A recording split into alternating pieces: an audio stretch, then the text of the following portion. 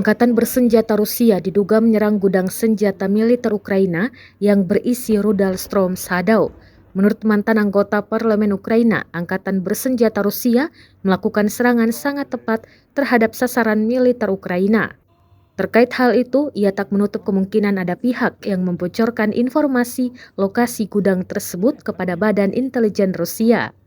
Rekaman diduga gudang yang membara ramai beredar di Telegram pada Kamis 2 Mei 2024.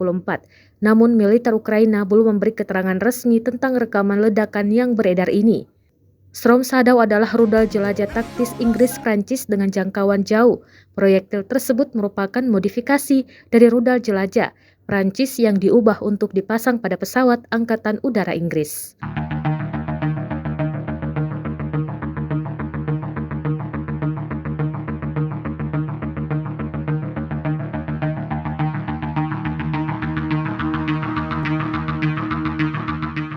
Download Tribun X sekarang, menghadirkan lokal menjadi Indonesia.